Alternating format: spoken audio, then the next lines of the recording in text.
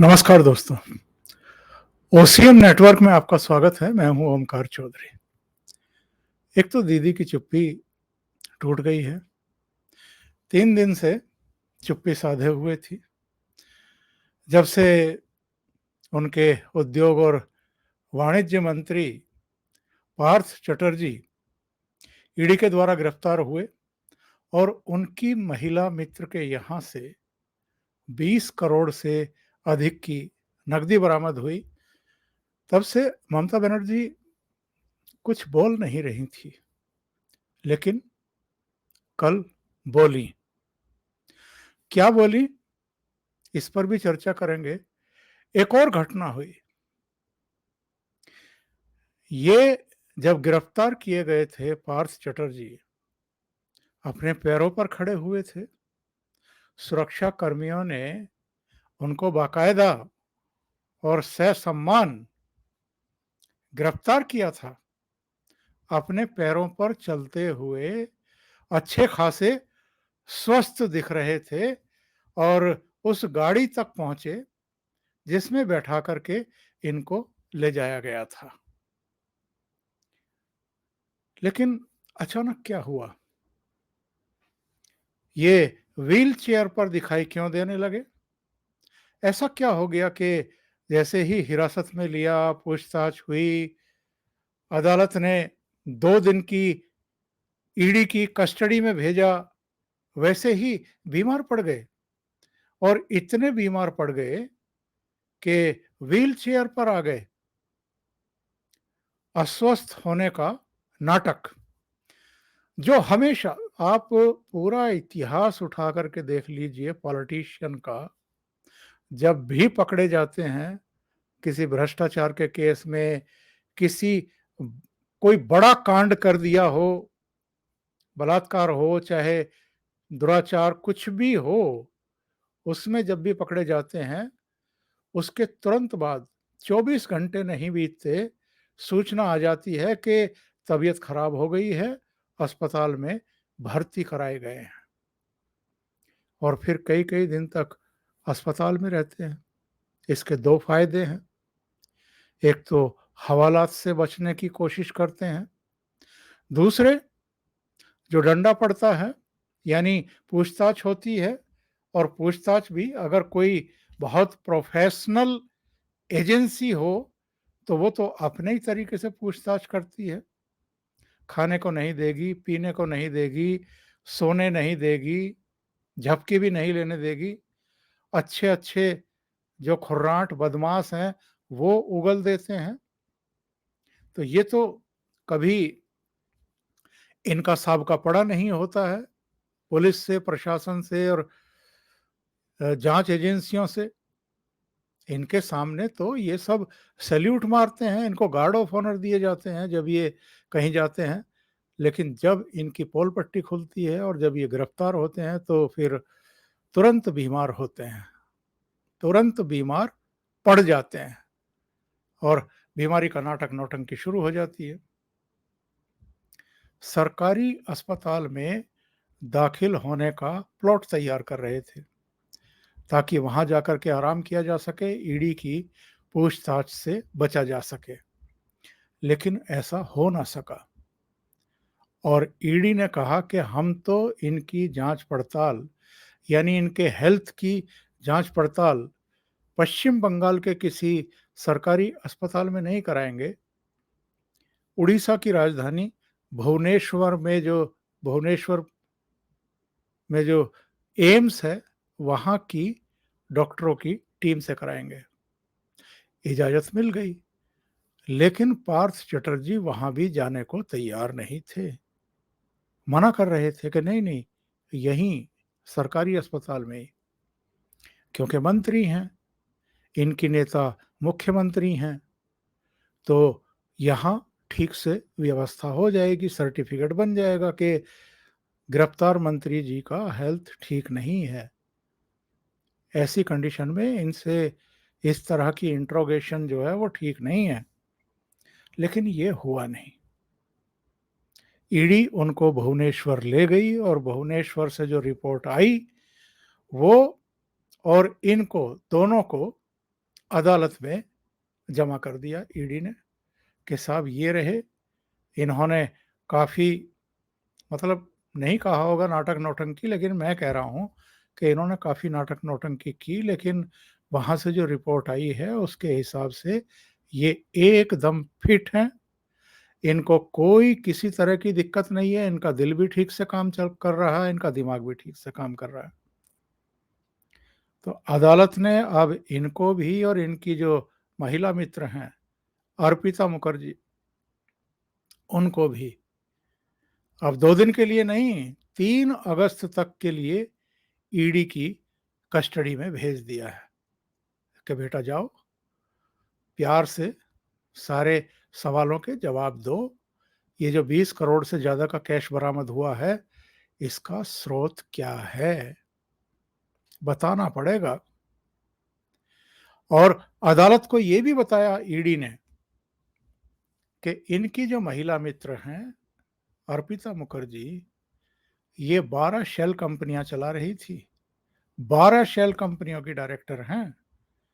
तो ये black money कैसे सफेद की जा रही थी, कहाँ खपाई जा रही थी, ये सब, और 20 करोड़ की तो ये बरामदगी हुई है। दोनों के नाम जो है बेनामी संपत्ति है, फ्लैट्स हैं, जमीनें हैं। अब आप अंदाजा लगाइए कि इन्होंने कितनी लूटपाट की होगी। शिक्षक भर्ती घोटाले में इनकी शिकायत की गई थी। हाई कोर्ट के आदेश पर इनकी जांच पड़ताल हुई है, और जब सीबीआई ने इनसे पूछताछ की अप्रैल में, मई में, तो उसको पता लग गया कि ये तो बहुत बड़ा गुलगपाड़ा किया हुआ है। ईडी को इन्वॉल्व किया गया, और ईडी ने जब छापेमारी शुरू की तो आप देखिए क्या-क्या गुल खिले हुए हैं। अब 3 अगस्त तक ये तो गए ईडी की कस्टडी में, और इसके बाद लंबे जाने वाले हैं जेल, क्योंकि ईडी के शिकंजे में जो फंसा है। अब आप अनिल देशमुख को देख लो, नवाब मलिक को देख लो, ये 2 बहुचर्चित मामले तो हमारे और आपके सामने हैं। अनिल देशमुख जो हैं 3 नवंबर से जेल में हैं, आर्थर रोड जेल में हैं, और नवाब मलिक ये 23 फरवरी को गिरफ्तार हुए थे, पद पर रहते हुए गिरफ्तार हुए थे, वो तब से जेल में हैं। और अब ये जाएंगे, अर्पिता मुखर्जी जाएंगी, ये भी लंबा जाएंगे। और चूंकि अब भुवनेश्वर के एम्स ने रिपोर्ट दे दी है कि इनका दिल भी ठीक से धड़क रहा है, अभी तो ताता-थैया कर रहे थे अर्पिता मुखर्जी के साथ, अचानक व्हील चेयर पर बैठ कर के नाटक नौटंकी शुरू कर दी। इनको कुछ नहीं हुआ, इनको तो ठीक से इंट्रोगेट करो, सब बताएंगे ये कहाँ-कहाँ से क्या-क्या लूट-पाट करके ये सब इकट्ठा किया हुआ है, और कहाँ-कहाँ क्या-क्या संपत्तियाँ इन्होंने बना रखी हैं। वो चाहे बेनामी ही क्यों ना हो, किसी कुत्ते-बिल्ली के, खरगोश और चिड़िया के नाम से ही वो संपत्ति क्यों ना हो, लेकिन ये सब उगलेंगे। तो ममता बनर्जी ने आज 3 दिन बाद, 3 दिन की चुप्पी जब वो साधे रही, तो मीडिया ने, सोशल मीडिया ने सवाल खड़े करने शुरू कर दिए कि ममता बनर्जी आखिर बोल क्यों नहीं रही हैं? और ममता बनर्जी बोली। उन्होंने कहा कि मैं किसी के भ्रष्टाचार या गलत काम का समर्थन नहीं करती हूं, नंबर 1। दूसरे, जल्दी से जल्दी इनकी जांच पड़ताल हो, ट्रायल हो, और भले ही इनको आजीवन कारावास की सजा हो जाए, मुझे फर्क नहीं पड़ता। यानी एक तरीके से ममता बनर्जी ने पार्थ चटर्जी के कर्मों से, कारनामों से पल्ला झाड़ने की कोशिश की है। अर्पिता के बारे में भी उन्होंने कहा कि साहब, एक दुर्गा पूजा का कार्यक्रम था, पंडाल में मैं गई थी, वहाँ ये भी थी। वो एक वीडियो चल रहा है ना जिसमें ममता बनर्जी अर्पिता मुखर्जी की भी तारीफ कर रही हैं। तो उन्होंने कहा कि ये महिला भी वहां थी, टीएमसी से इसका कोई लेना देना नहीं है, और मुझे कोई आकाशवाणी भी नहीं आ रही थी कि ये पार्थ चटर्जी की दोस्त है, मतलब गर्लफ्रेंड है।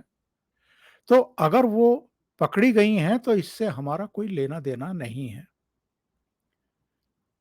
तो दो बयान उनके आए हैं कि ना भ्रष्टाचार का, ना गलत काम का मैं समर्थन करती हूँ, और अगर ये दोषी पाए जाते हैं इनको आजीवन कारावास भी होता है, तो मेरी सेहत पे कोई फर्क नहीं पड़ता।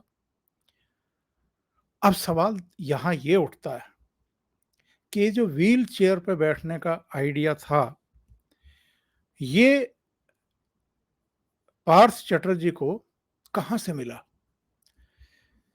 आपको याद होगा जब विधानसभा के चुनाव हो रहे थे, तो एक जगह ममता बनर्जी का पैर उनकी ही गाड़ी की खिड़की के बीच में आ गया था, उसमें चोट लग गई थी, और उन्होंने शोर मचा दिया कि उन पर हमला हुआ है, उन पर अटैक हुआ है। तो जो उनकी सुरक्षा में एजेंसियां थी, वो भी हक्की बक्की रह गई कि हमारी इतनी चाक चौबंद व्यवस्था है, सुरक्षा के तमाम जो मापदंड है वो हम पूरे कर रहे हैं, फिर भी हमारी मुख्यमंत्री पर हमारी ही मौजूदगी में हमला कौन कर गया? लेकिन सबने चुप्पी साध ली। सब समझ गए कि एक चुनावी हथकंडा है जो ममता बनर्जी अपनाने जा रही हैं, और उन्होंने साहब ऐसा अपनाया वो हथकंडा कि वो व्हील चेयर पर बैठ गई, और व्हील चेयर पर बैठ करके ही फिर बाकी का सारा चुनाव कैंपेन उन्होंने चलाया। यहां तक कि रोड शो भी करती थी तो व्हील चेयर पर ही बैठ करके करती थी, और बाकी जो उनके पार्टी के वर्कर हैं, नेता हैं, वो सब उनके पीछे पीछे चलते थे। जनसभाएं भी वो व्हील चेयर पर बैठ करके ही संबोधित कर रही थी, और वो पैर जरूर दिखाती थी जिस पर प्लास्टर चढ़वा रखा था इन्होंने। और अल्टीमेटली लोग ये कयास लगा रहे थे कि पूरा चुनाव करीब करीब निकल गया, ममता बनर्जी खड़ी कब होंगी इस व्हील चेयर से? और जिस दिन नतीजा आया, उस दिन ममता बनर्जी खड़ी हो गई, आराम से चल रही थी। एक दो जगह ऐसे भी वीडियो बने इनके जब ये बैठी हुई थी, कोई और सभा को संबोधित कर रहा था या बैठक को में ये भाग ले रही थी, और शायद ये भूल गई कि पैर में चोट भी है या चोट शो करनी है, तो ये पैर को हिला रही थी वहां बैठी बैठी आराम से, जैसा कोई चोट ही ना हो। तो मुझे लगता है कि पार्थ चटर्जी को अपनी नेता से ही ये आइडिया मिला कि व्हील चेयर पर बैठ जाओ, सहानुभूति भी मिलेगी और पूछताछ से भी बचाव हो जाएगा। एक बड़ा सवाल उठ रहा है, ममता बनर्जी ने अगर पार्थ चटर्जी से पल्ला झाड़ ही लिया है, कह ही दिया है कि साहब मैं इनके गलत काम में या भ्रष्टाचार में सहभागी नहीं हूं, मतलब मैं इनका समर्थन नहीं करती हूं, और इनको आजीवन कारावास भी सजा मिल जाए तो मुझे कोई फर्क नहीं पड़ता, लेकिन अभी भी वो मंत्री क्यों बने हुए हैं? उन्हें मंत्री पद से आप बर्खास्त क्यों नहीं कर रही हैं? और हम क्यों भूल जाते हैं जब नवाब मलिक को गिरफ्तार किया था, मंत्री रहते हुए ही ईडी ने उनको सरकारी आवास से उठाया था सुबह 5 साढ़े 5 बजे। तब इन्होंने शरद पवार को और उद्धव ठाकरे को फोन करके सलाह दी थी कि ये जो केंद्र सरकार एजेंसियों को लगा करके हमारे सम्मानित मंत्रियों को और नेताओं को गिरफ्तार करवा रही है भ्रष्टाचार के एलिगेशन में, उनको उनकी चाल में कामयाब नहीं होने देना है, और नवाब मलिक को भले ही जेल भेजा जा रहा हो, मंत्री पद से हटाने की जरूरत नहीं है। तो जो नवाब मलिक को भी मंत्री पद पर बने रहने देने की सीख दे रही थी एमवीए सरकार को, वो अपने मंत्री को क्यों नहीं हटा रही है, अब आप समझ सकते हैं। अभी के लिए इतना ही। बहुत-बहुत धन्यवाद। अगर आपको ये चैनल और इसके कंटेंट पसंद आ रहे हैं, तो लाइक करें, कमेंट करें, वीडियो को शेयर भी करें। अभी तक अगर आपने ये चैनल सब्सक्राइब नहीं किया है, तो सब्सक्राइब कर लें। साथ में लगे बेल आइकॉन को दबा दें, ताकि आगे आने वाले वीडियो और उनके नोटिफ़िकेशन आप तक पहुँचते रहें। बहुत-बहुत धन्यवाद। नमस्कार।